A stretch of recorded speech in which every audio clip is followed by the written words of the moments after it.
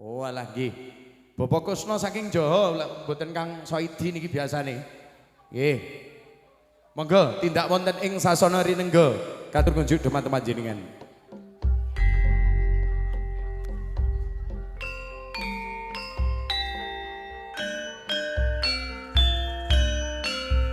Bengkek bagus nang ais.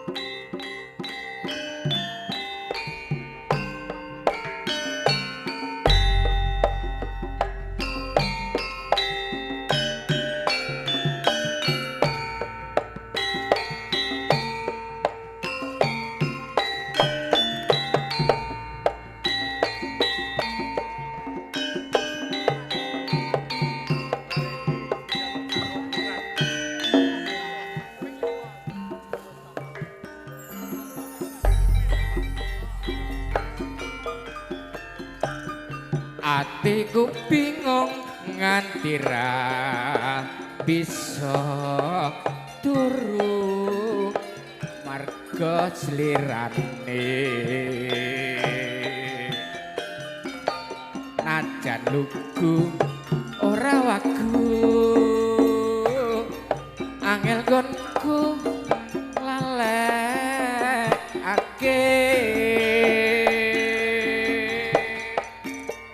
saben wanci anggo doa tiku kadon mamerke ayune yen suwe ora ketemu kaya-kaya wis kuar ragaku sesambate ati iki ora bisa nulungi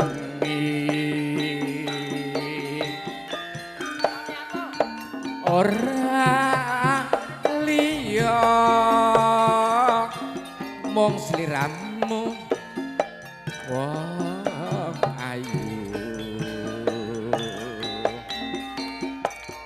tak suwun enggal lile atimu ora ketangsa kebiaran senajan roh sedelo kena dadi tombo ning kangenku sesambate ati iki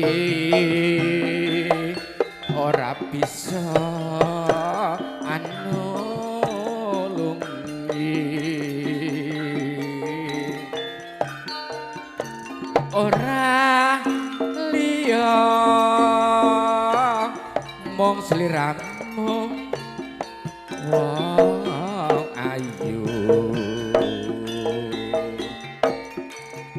tak suwun enggal lile atimu ora ketangsa kebiaran senajan beruh sedilo kena dadi tombo ning kangenku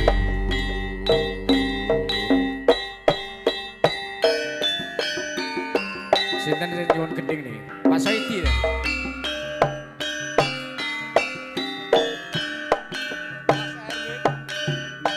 Mbah Boniran sak rombongan Sugeng Rawuh.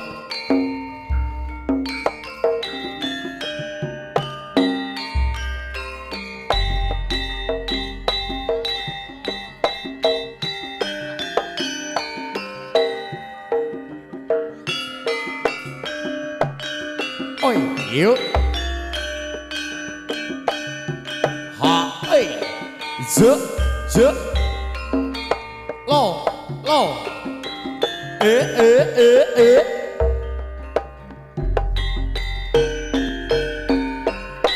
wis dadi anteping ati ngati kapan mung bakal tak enteni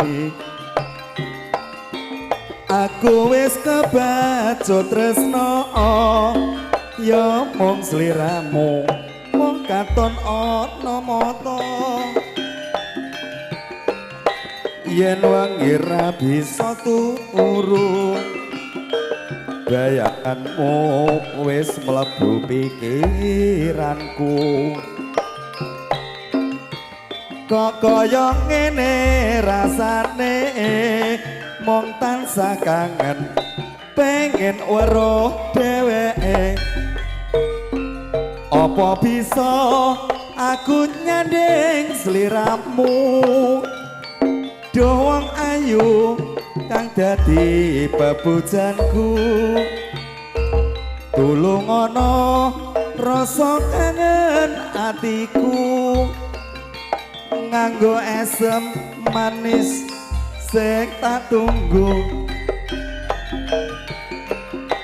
kangen iki bisa mari yen sliramu ra gelem tak tambani sing tak suwun rina wengi dadi tamba kangene ati iki apa bisa aku nyanding sliramu duh wong ayu kang dadi bebujanku tulung ana rasa kangen atiku nganggo esem manis sing tak tunggu kangen iki bisa mari yen sliramu ra bakal tak enteni sing tak suwun rina wengi dadi tamba kangene ati iki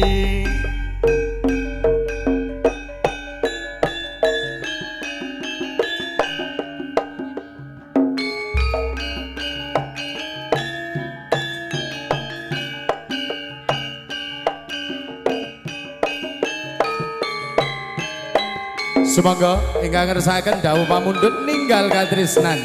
Iya.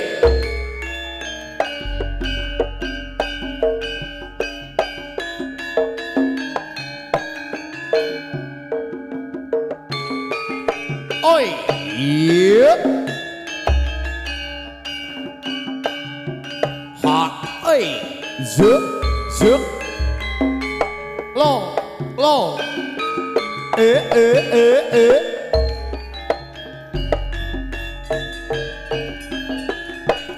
Nangis sajroning atiku nalika sliramu ninggal aku apa sliramu ra krasa aku butuh sambat karo sapa Sing duwe bedil. tak suwun rina lan wengi Oi. Yes.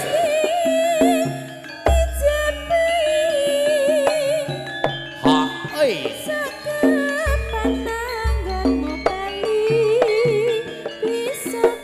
Oh oh oh. Kaya do ing uni tahunana windanana tak enteni ing bojo ing tresno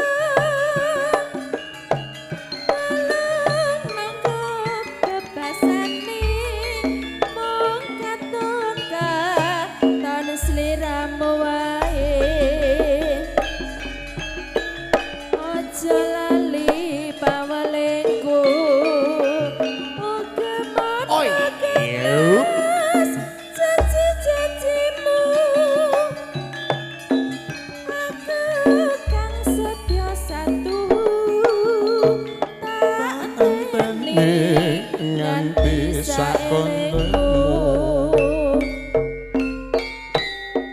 sawetara rasaku wos lan sliramu rino katoning netra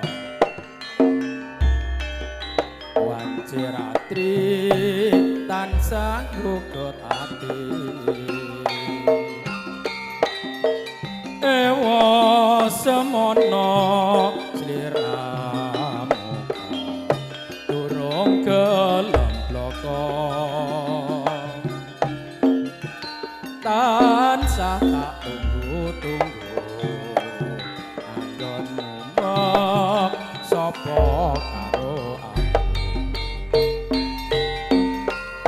reroncen sekar melati iku lambang katresnan sejati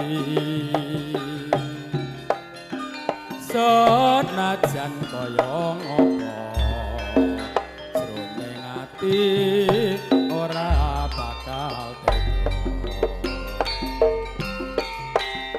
yen pinuju aku ketemu karo sliramu tak rewangi nelongso ning sliramu kok ora rumangsa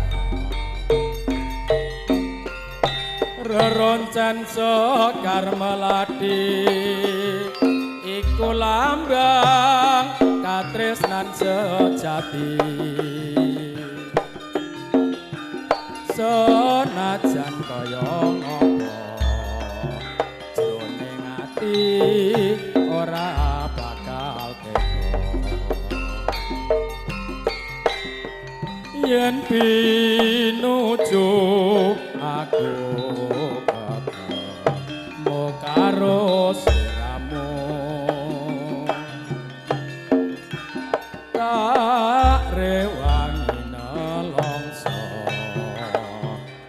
ning sliramu kok ora rumangsa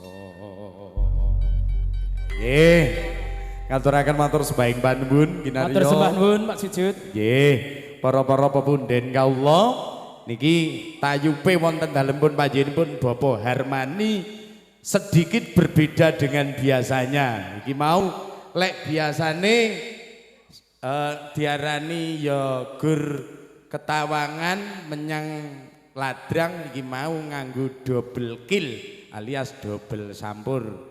Ya Pak Jut ya. Leres nggih.